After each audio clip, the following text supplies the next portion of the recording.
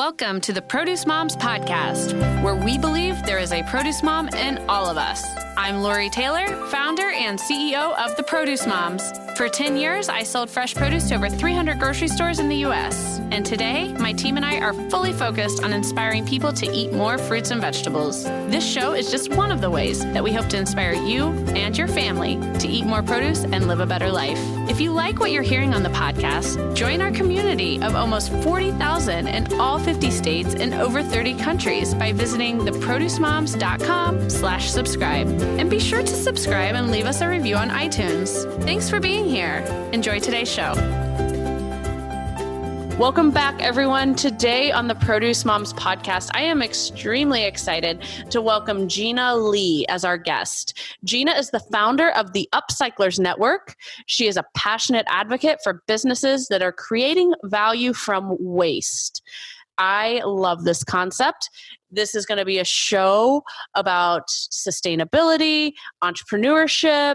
Gina has over 15 years of experience working in corporate social responsibility and social impact really all over the world. This woman has impacted the United States, China, Germany, organizations including the Aspen Institute, the American Sustainable Business Council, the Mercy Corps, and she is very well educated, holding an MBA from the Columbia Business School, and she believes that social entrepreneurs will change the world, and she serves as a judge for the Echoing Green Fellowship Program. My goodness, girl, you are a superstar. I am so glad I found you on LinkedIn, and I am so thrilled to welcome you to today's show on the Produce Moms Podcast. Thank you, Lori. Glad to be here. Oh, no, this is going to be great. So we got to really start at the top. Please educate our listeners today. What is the UPcyclers Network? How did you get this started? I used to work in corporate social responsibility and then was intrigued by the idea of the circular economy, which is really about keeping materials in circulation. So for financial value and for also decreasing the environmental impact. Because when you think about all of the resources that go into making all of our stuff, right? How do we keep that value in circulation? So the UPcyclers Network, our vision is creating a more sustainable society by decreasing our reliance on virgin resource use and, replacing that reliance with utilization of what we consider waste. Waste is really the only growing resource that, in this Anthropomorphine age that we're in, that we're growing. So it's about, how do we take this stuff that we're currently sending to landfill and create value out of that? Yeah, I love it. And the concept of circular economy is just so important. And to me, the reason that I was compelled to, first of all, follow what you're doing on LinkedIn. And then second, invite you to be a guest on our show today. To me, this really is sustainability. This is what it's all about from my perspective. Let's talk a little bit more about that. How do you view the work that you're doing as sustainable, and how does it affect the end consumer, people like me? Okay, so in terms of why this work is sustainable, I would say while circular economy and while waste as a resource is more sustainable, I think taking a step back, we still have to focus on ideally reduction. So that's really looking at consumption habits. And unfortunately, I don't have a solution for what would replace consumption in our current economic system, right? So we're still definitely, I think, circular economy and upcyclers, we're still working within kind of the constraints of how we all make money and why we spend it, which is on consumption. So I think reduction is actually the first level we should look at, which I really look at. And in terms of impact on the environment, ranging from different materials. If you recycle aluminum, that saves 95% of energy. If you recycle glass, it's 34% of energy. So, being able to recirculate or reuse recycled materials really does have a huge environmental footprint. And then we also have to think about, it's not just reducing the environmental footprint of what we currently spend, it's also the fact that the World Resources Institute and Brookings Institute, they calculate that consumer spending is calculated to grow like by 3x. Right. And so we're reaching Earth Overshoot Day, which is when basically our humans' resource consumption exceeds Earth's capacity to regenerate resources. We're reaching that date, July 29th. So, as we get more and more middle class spending, we need to figure out a more sustainable consumption system. So the argument for the UPcyclers Network is to say, if we're going to continue down this consumption path, then we need to think about a different way to produce our materials. Right. But and then the caveat, right, is reduction is still, if we can all consume less, that would probably that's better than consuming recycled. Sure. And I'd like to clarify, when you use the terminology consumption, since we primarily focus on fresh produce at the Produce Moms, I want to make sure that we clarify for our guests, you're not necessarily talking about like eating food. Could you please clarify what you mean by consumption? Yeah. I mean, I know from our pre-show conversations and by following you, but chances are our listeners are like, what's she talking about with consumption? We don't have to all eat less. Right. No, it's just about when we buy stuff, right? All of the furniture, household goods, clothing, it's creating a really large stress on our planet, because obviously you need a ton of resources to consume stuff. So like one example that I didn't know about was it takes 700 gallons of water to make one cotton t-shirt.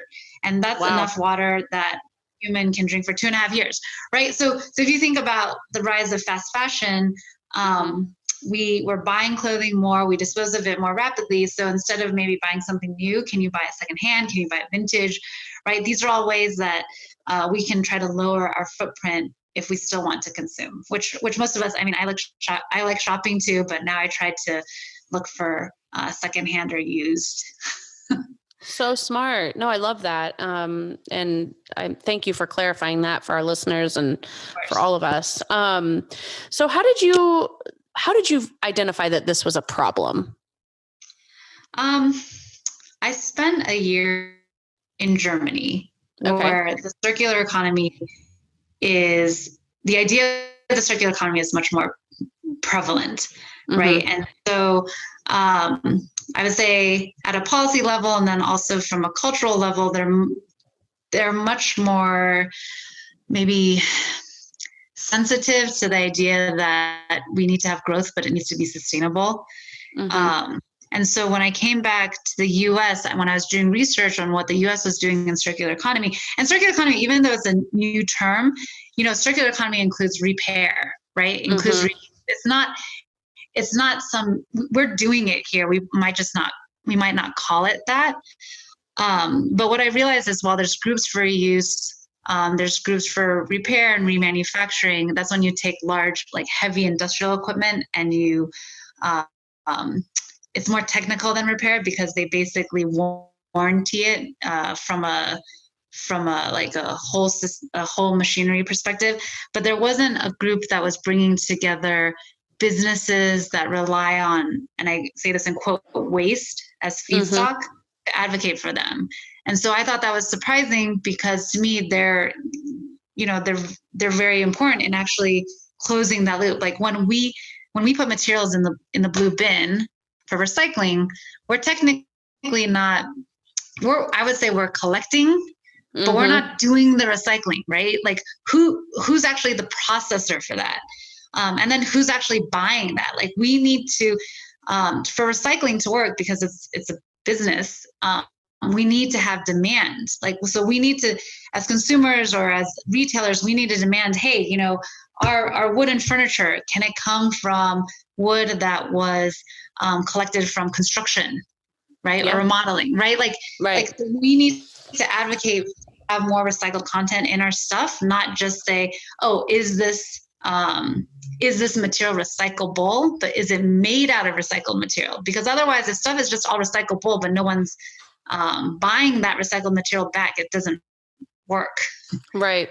And so I'm glad you brought that up, because as we're talking about the circular economy and the importance of buying secondhand or repairing, in a hyper capitalist country like America, also a hyper consumer, consumer driven Yes. culture, like consumerism and capitalism, like those could be two of the top traits of America. So how does this concept bode with our country? How do folks feel it? How does it fit into capitalism? Well, it still fits in, right? Because it's still market demand. So it's kind of like saying, with the focus on single-use plastics, right? I was at a hearing where one of the large water bottle sellers, he was talking about how by 2030, all of their water bottles will be made out of recycled content. And so I asked, well, virgin oil prices are supposed to drop, and so virgin plastic is supposed to get cheaper. So are you guys going to stick to that commitment? And he said, you know what, we're doing this not because of price, we're doing this because of consumer demand, right? And so it's still market driven. It might not be the profit maximization, but you could say in the long run it's profit maximization, because if consumers are demanding it, then corporations will follow. Sure. Right? Yeah. So I think in that way it fits with capitalism. And then also in America, I think from a city or policy perspective, landfill, not a lot, depending on where you live, landfills are filling up. And so cities are looking also for solutions. And from an economic development perspective, if you can there's 4 cities nationwide, so Phoenix, Austin, Kent County in Michigan, they're thinking about how to create eco parks or resource recovery parks around their landfill. And so that's a great economic development. What were those 4 cities again? Oh, Kent County in Michigan. Phoenix already has one. And wait, did I say no? Austin doesn't have one, but Austin has a circular economy program, which they're focusing on reuse. But I think there's going to be a growing movement of cities wanting to basically extract value from landfill, right? And it's also helps them with their economic development goals, like building manufacturing facilities locally. Sure. So that that fits into with like creating markets. Yeah, no, that's amazing. And so let's talk a little bit more about the environmental impact that this has. I mean, what are some of your key findings and some, just like high level points that you want to share with our listeners today? Basically, if you think about recycling, it depending on if it's a textiles or a refrigerator or a car. So here, if you recycle a car, right? So just if you take it to a junkyard, all of that scrap metal, which is what happens when a car gets sent to a junkyard, that can reduce greenhouse gas emissions by 8,000 pounds, which is equivalent to 400 gallons of gasoline. Wow. A refrigerator is like 29 gallons of gasoline. Tires, right? Tires, I've seen a company in Bali and creates them into sandals and flip-flops. They're called Indosole. And tires they're very bad in landfill. You can't, you don't want to burn them. They have some hazardous chemicals. So keeping them in use, but in a safe way with shoes, right? No one's eating their shoes, hopefully. That also has a huge environmental impact. Yeah, for sure. And how can we at home, like what are some call to action items that you think that listeners can start doing today in their home? I think at a basic level, it's just to recycle what can be recycled. So contamination is really an issue within recycling. So we do a lot of what's called wish cycling. I definitely did it. Like if I was unsure about something, I would put it in the blue bin because I say, they can figure it out. But it actually turns out that adds a huge cost on our recycling facilities. And then also looking for products that have recycled content. So when you're buying, when you're at the supermarket looking for bottles of detergent or soap that say, this is made out of ocean-bound plastic or has recycled content, then that gives a signal to these brands that, hey, like we want recycled content in our stuff. And then definitely it's holiday season. I saw you created gift baskets focused on food, which I love, right? Because I would say that's focusing on consumption. So trying to lower our footprint around, like, are we buying stuff we need? And if, can we buy reused or secondhand? Yeah, no, I love that. So, this has been such an incredible conversation, Gina. I've learned a lot. I hope that our listeners have learned a lot as well. We always invite our guests to kind of share the final words. I want to make sure that everyone is aware. Gina's website for the UPcyclers Network is upcyclersnetwork.org, and that's UPcyclers network.org. I highly encourage everyone to go check it out. Follow along with what Gina is doing on LinkedIn. This concept of circular economy, upcycling, this is extremely important, and I find it to be such a critical part of sustainability. And Gina, I'm so glad that you, at the top of today's show, you said, hey, the first step is actually reduction.